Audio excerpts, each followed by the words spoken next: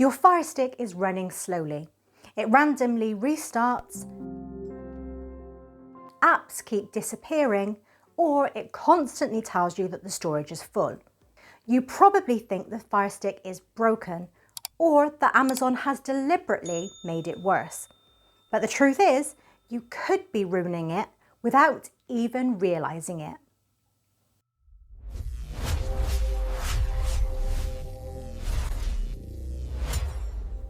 A couple of things on this list can wipe your entire setup, delete apps you can't easily get back, and make a perfectly good device act like it's completely dead.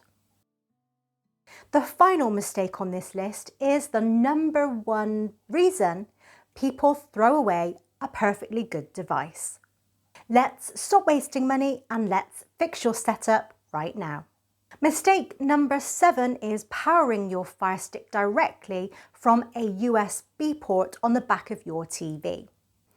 I get it, it looks cleaner, there's no ugly wire dangling down the wall, and the stick turns off when the TV turns off. But there is a problem. Most TV USB ports simply don't supply enough consistent power, especially for the newer 4K models. Your stick might boot up fine, but the second it tries to stream a high bitrate 4K movie or download an update in the background, it starves for power and crashes. Although Amazon doesn't officially list this as a specific cause, not getting enough power is a well-known reason Firesticks get stuck in a boot loop, especially if the power drops while an update's being installed. In the worst cases, the Firestick can get stuck on the logo screen and look completely bricked. I've covered this in several boot loop fix videos, and in many cases the fix is simply switching from the TV's USB port to the official Amazon wall plug. So if your Firestick's stuck on the logo, freezing or crashing back to the home screen, test that before you do anything else. Mistake number 6 is treating the critically low storage warning like a suggestion. Firesticks don't come with a lot of space. We all know this. But that space isn't just for installing apps. Kodi, YouTube, and even Netflix need room to breathe. They create cache files, download thumbnails, and store background data. When your storage dips below 500 megabytes, the entire operating system starts to panic. Menus lag, updates fail, and apps will literally force close while you're watching them. Go to Settings, My Fire TV, About, and check your storage. Now, you don't need to be obsessive, but if you're sitting at less than 500 megabytes, you need to clean house. Delete apps you don't use. But whatever you do, don't start randomly pressing the biggest looking cleanup button, because that brings us to mistake number 5. This is the easiest way to nuke your entire setup.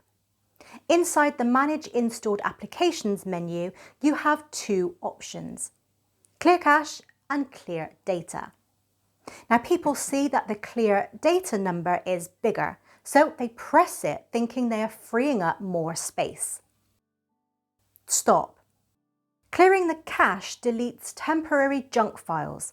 It's safe and it's a great way to fix a lagging app. Clearing data resets the app back to factory defaults. If you hit Clear Data on Kodi, congratulations, you just wiped your entire build. Your add-ons, your debrid authorization, everything is gone. Only use Clear Data if an app is completely broken and you're prepared to log in and set it up from scratch. Mistake number 4 is installing random apps called things like Firestick Cleaner, Speed Booster, or Memory Cooler. Now, let me be very clear. A software app cannot magically upgrade your Firestick's processor.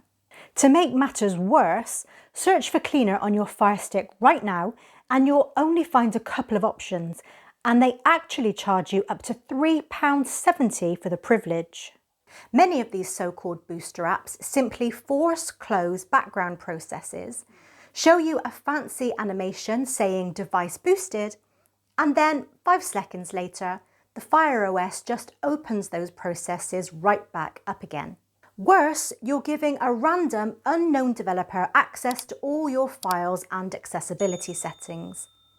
You don't need 5 different background apps trying to clean your device. Uninstall what you don't use, clear your cache on buggy apps, and just restart the stick once a week. Keep it simple. Mistake number 3 is leaving automatic offload enabled. Amazon introduced this feature to quietly delete apps you haven't used in 60 days to save space. Sounds helpful, right? Wrong. It's a disaster, especially for sideloaders. In 2026, the app landscape is volatile. Apps get blocked, developers vanish, and Amazon removes things from their store constantly. If Amazon decides to offload a sideloaded app that you haven't used in a few months, and you can't find a working APK for it anymore, it is gone forever. I don't want Amazon deciding what gets deleted from my device. If you don't either, go to Settings, Applications, and turn Automatic Offload off. Mistake number 2 is hitting Factory Reset the second something goes wrong. A factory reset is the nuclear option. It wipes everything.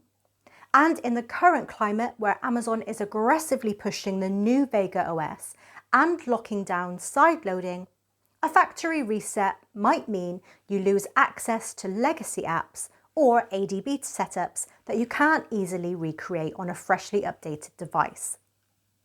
Don't panic. If an app isn't working, clear the cache. If the stick is slow, restart it. If the screen is black, change the HDMI port. If you're getting a lot of buffering or connection problems, restart your router. Only factory reset when you've exhausted every single other option and you're 100% prepared to spend an hour setting everything back up from scratch. And the biggest mistake, the one that costs people the most money, is assuming the Firestick is dead before actually diagnosing the problem. If your screen is black or it's stuck buffering or the remote won't pair, it is almost never the actual Firestick processor dying. The real problem could be a failing power adapter, damaged USB cable, a faulty HDMI extension, a weak Wi-Fi signal, your router, or one corrupted application. Before you get frustrated, throw it in a drawer and spend £60 on a new device, test the basics. Use a different plug. Unplug it completely for a few minutes. Try a different HDMI port on a different TV in your house. Reboot your router. Check the storage and fix problems that individual apps are causing. 9 times out of 10, the Firestick is completely fine, and that is why this mistake is number 1. People are replacing Firesticks without ever discovering that the Firestick was not actually broken. All right, confession time. Which of these 7 mistakes are you guilty of? Have you ever cleared an app's data by accident, ignored a storage warning, or nearly replaced a Firestick that wasn't actually broken? Let me know down in the comments because I guarantee most of us have made at least one of these mistakes. If this video saved your setup or stopped you from spending money on another Firestick, hit the like button. And make sure you're subscribed because I've got more Firestick fixes, warnings, and hidden settings coming very soon. Thanks for watching, and I'll see you in the next one.